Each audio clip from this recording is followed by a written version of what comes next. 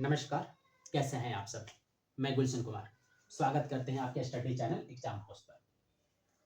देखिए, मैंने आपको कुछ टाइम पहले एक बैनर पोस्ट किया था अपने यूट्यूब कम्युनिटी पर और इंस्टाग्राम और टेलीग्राम पर। आपने देखा था वहाँ पे आपको बताया गया था कि 2 जनवरी से हमारी क्लासेज़ आ रही हैं, जो जीएस स्पेशल फाउंडेशन बैच होगा। तो सबसे पहले हम समझेंगे जीएस स्पेशल फाउंडेशन बैचेज़ में मैं क्या-क्या पढ़ाऊँगा। तो उसमें जो भी सब्जेक्ट आते हैं, सभी सब्जेक्ट होंगे। जैसे हिस्ट्री होगा, ज्योग्राफी होगा, पॉलिटी होगा, इकोनॉमिक्स होगा और साइंस होगा। इन सभी सब्जेक्टों को विस्तार पूर्वक कवर किया जाएगा। जैसे आप समझ पा रहे होंगे फाउंडेशन, यानी जो फाउंडेशन बैच है एक बेसिक्स की तरह होगी। जिस तरह एक मकान होता है, ठीक? जो मकान का नींव होता है, जब हम नींव अगर मजबूत कर देते हैं, कितना भी तूफान, आंधी, बाढ़ या भूकंप आए, वो अपना स्ट्रक्चर उसी तरह कायम रखता है। ठीक उसी प्रकार जब आपकी नींव मजबूत हो जाएगी, तो आप किसी भी गवर्नमेंट एग्जाम हो, कॉलेज का एग्जाम हो, उसमें आप बेहतर कर सकते हैं। तो जब हम पढ़ाना स्टार्ट कर रहे हैं, तो हम बता दें आपको कि जो टॉपिक स्टार्ट होगी, यानी जो सब्जेक्ट स्टार्ट होगा, वो सबसे पहले होगा हिस्ट्री और पॉलिटी। पॉलिटी से स्टार्ट करेंगे सबसे पहले, क्योंकि सब्जेक्ट बहुत ज़्यादा हो जा रहा है। आप पेशेंस बना के रखेंगे, धैर्य बना के रखेंगे, इसे हम पूरा विस्तार पूर्वक जब स्टार्ट किए हैं 2025 सेशन में, तो हम इसे विस्तार पूर्वक कंप्लीट कराएँगे। ठीक? हम पॉलिटी पढ़ रहे हैं, यानी राज्य व्यवस्था। तो राज्य व्यवस्था में हमें कौन-कौन से टॉपिक पढ़ने हैं, ठीक है? यानी हम फाउंडेशन स्टार्ट किए हैं, तो सबसे पहले टॉपिक ध्यान में रखना होगा, किस दिन हम कौन-कौन से टॉपिक पढ़ेंगे। एक टॉपिक कंप्लीट होने के बाद दूसरा टॉपिक का नाम क्या होगा, तो सबसे पहले हम वो देख लेते हैं। सबसे पहले आप देखिए मैंने बोर्ड पर लिख लिया है। हमारा पहला टॉपिक जो होगा संविधान की प्रस्तावना होगी, ठीक है? यानी हम जो आज टॉपिक स्टार्ट करेंगे, वो संविधान की प्रस्तावना से स्टार्ट होगी। दूसरा टॉपिक का नाम होगा श्रम एवं इसका क्षेत्र। तीसरा जो टॉपिक होगा नागरिकता की होगी। फिर उसके बाद होगा मूल अधिकार। पांचवा टॉपिक होगी राज्य की नीति निर्देशक तत्व। फिर उसके बाद होगा मूल कर्तव्य। फिर उसके बाद होगा केंद्र सरकार, फिर राज्य सरकार, संघ लोक सेवा आयोग, पंचायती राज व्यवस्था, निर्वाचन आयोग और नीति आयोग। यानी हमारे पास 12 टॉपिक होगी। हमें 12 टॉपिक कंप्लीट करने के बाद यानी हमारी पॉलिटी जो राज्य व्यवस्था है वो कंप्लीट हो जाएगी। ठीक है? तो आप इसे नोट डाउन कर लेंगे ताकि आपके नोट्स में रहेगा कि हमें कौन-कौन से टॉपिक पढ़ने हैं। तो चलिए हम स्टार्ट करते हैं अपनी जो हमारी फर्स्ट टॉपिक है संविधान की प्रस्तावना। तो चलिए आज की हम अपनी टॉपिक शुरू करते हैं। जैसे पहले मैंने आपको बताया था कि हम जो अपना अध्ययन करेंगे वो पॉलिटी का करेंगे और पॉलिटी में मैं सबसे पहले सोच रहा था कि कौन से टॉपिक से स्टार्ट किया जाए।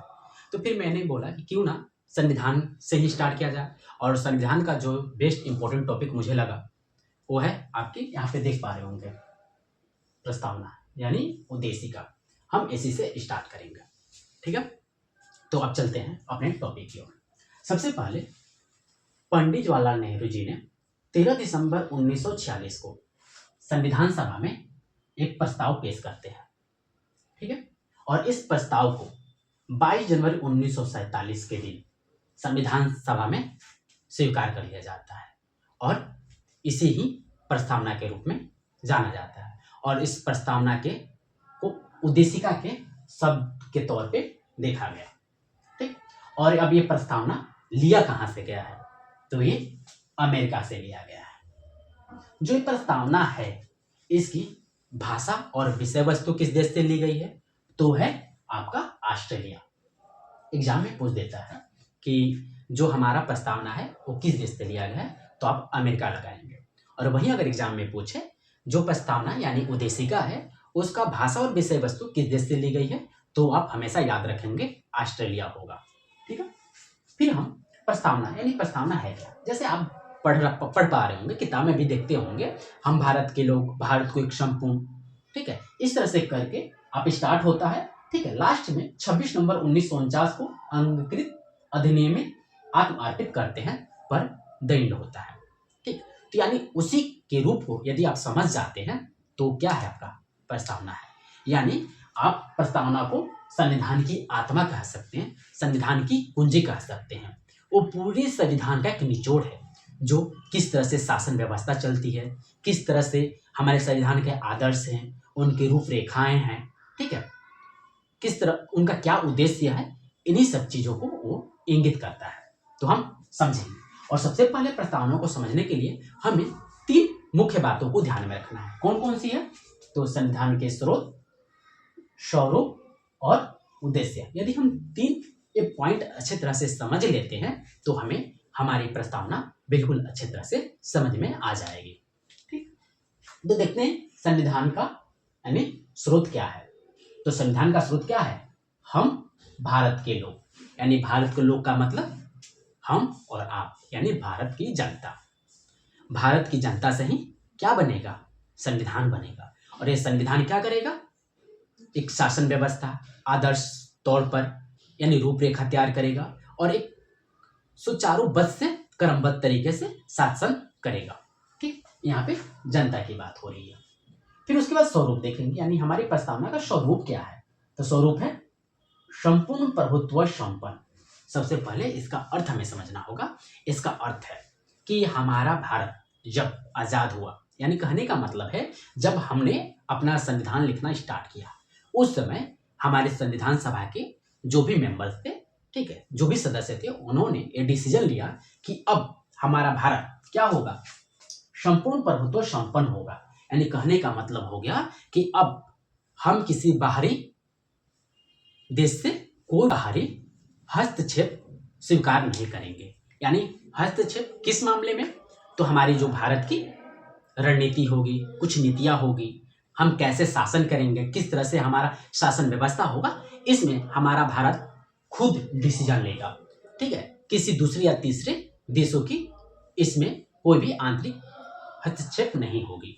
ठीक है, संपूर्ण प्रभुत्व संपन्न मतलब ये हो जाता है। समाजवादी मतलब आप समझेंगे। समाजवादी का अर्थ कार्ल मार्क्स के द्वारा यूरोप में बताया गया था। अमीर और गरीब लोग के बीच में जो संघर्ष होता है, उस संघर्ष के बीच में जो समानता को दर्शाया गया है, वही समाजवादी दर्शाता है यूरोप में। लेकिन हमारे भारत में उन विचारों को नहीं लिया गया है। तो किन विचारों को लिया गया है, सबसे पहले हम ये जानेंगे। तो हमारे भारत में समाजवादी का अर्थ हो जाता है नेहरू जी के विचार, गांधीवादी विचार। यानी नेहरू जी के विचार और गांधीवादी विचार को जब मिक्सअप किया जाता है, ठीक है, यानी क्या, अमीर भी होंगे, गरीब भी होंगे, यहाँ साथ साथ कोई भी भेदभाव किए बिना रहेंगे।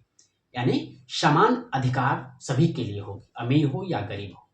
ठीक है, यहाँ पे यानी समाजवादी का मतलब हो गया समानता की बात हो रही है।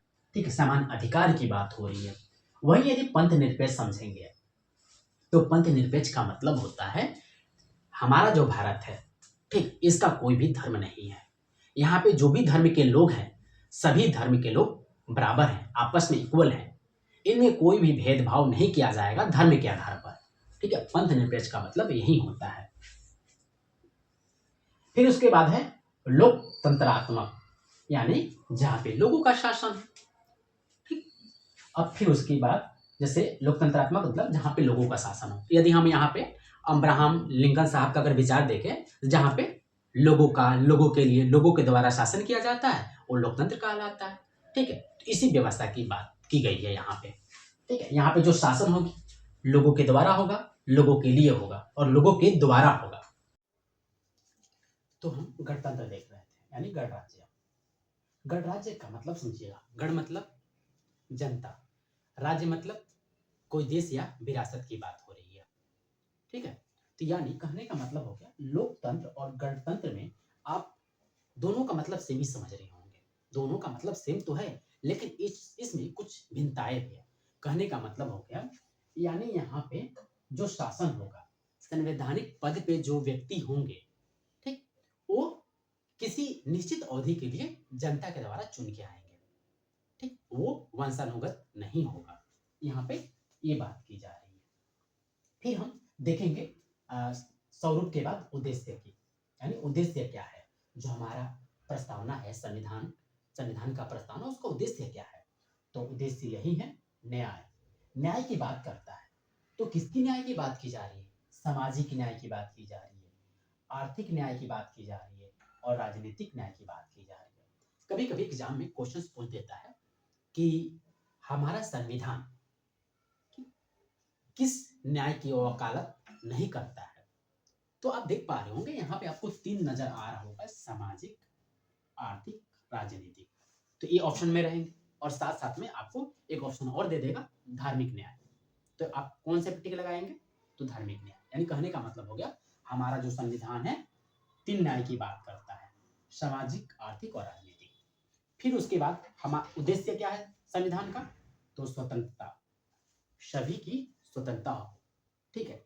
और लोग, जो व्यक्ति हैं, वो स्वतंत्र रूप से अपना विकास करें और अपने विकास के जरिए भारत के विकास में योगदान दें, ठीक। फिर उसके बाद आ जाता है समता, यानी यहाँ पे भी हो गया समान अधिकार की बात हो रही है। फिर उसके बाद आ गया व्यक्ति की गरिमा। फिर आता है राष्ट्र की एकता एवं अखंडता, ठीक। फिर उसके बाद आता है बंधुता, इसकी बात हो रही है। तो आप देख पा रहे हैं बंधुता वर्ड भी ये फ्रांस से लिया गया है, ठीक। क्योंकि फ्रांस की राजक्रांति हुई थी तो वहां पे बंधुता का नारा दिया गया था, तो ये वर्ड भी वहीं से लिया गया है। अब हम समझेंगे, ये आप समझ पा रहे होंगे। अब हम देख पाएंगे कि यहाँ पे एने पालकीवाला जी हैं जिन्होंने प्रस्तावना को, ठीक है, संविधान का परिचय पत्र कहा है। यानी ये प्रस्तावना जो है पूरा परिचय दे देता है संविधान की, ठीक। फिर सर अल्लादी कृष्ण स्वामी अय्यर जी के द्वारा कहा जा रहा है ये जो प्रस्तावना है संविधान का दीर्घकालिक सपनों का विचार है, ठीक। और मैंने पहले ही आपको बताया था प्रस्तावना जो है, ठीक, संविधान की आत्मा एवं पूंजी भी कहा जाता है। अब संविधान की आत्मा एवं पूंजी से एक बात आपको समझ में आ रही होगी, यदि आप पढ़े होंगे तो देख पा रहे होंगे कि डॉक्टर भीमराव अंबेडकर जी के द्वारा आर्टिकल 32 को भी संविधान की आत्मा कहा गया है। यदि कभी एग्जाम में डॉक्टर भीमराव अंबेडकर देकर पूछे कि संविधान की आत्मा किसे कहा गया है, इनके द्वारा यानी डॉक्टर भीमराव अंबेडकर जी के द्वारा संविधान की आत्मा किस आर्टिकल को कहा गया है, किसे कहा गया है, तो आप आर्टिकल 32 लगा सकते हैं, ठीक है। यदि इनका नाम नहीं दे तो आप लगा सकते हैं कि संविधान की आत्मा एवं पूंजी किसे कहा जाता है, तो प्रस्तावना या उद्देशिका को कहा जाता है, ठीक है। ये आप समझ गए। अब देखिए आप कि जो ये प्रस्तावना है संविधान का अंग है या नहीं है, इस पे विचार हो रहा था। तो यानी बेरूबारी संघवाद 1960 का मामला था। इसमें सर्वोच्च न्यायालय के द्वारा कहा गया कि ये क्या है, संविधान का अंग नहीं है, ठीक। तो फिर उसके बाद इसमें कोई भी बदलाव नहीं किया गया, ठीक। तो अब क्या आता है कि फिर आता है केशवानंद भारती केरलवाद 1973। इसमें माननीय सर्वोच्च न्यायालय के द्वारा कहा जाता है कि प्रस्तावना उद्देशिका जो है संविधान का अंग है, ठीक। इसमें संशोधन किया जा सकता है, बस उसके किसी मूल ढांचे पर कोई भी परिवर्तन नहीं किया जाना चाहिए। तो आप देख पा रहे होंगे यहाँ पे उसके बाद 1973 के बाद क्या होता है, 1976 में संशोधन होता है। कौन सा संशोधन होता है? 42वां। और इसमें 3 शब्द जोड़े जाते हैं। कौन कौन से शब्द जोड़े जाते हैं?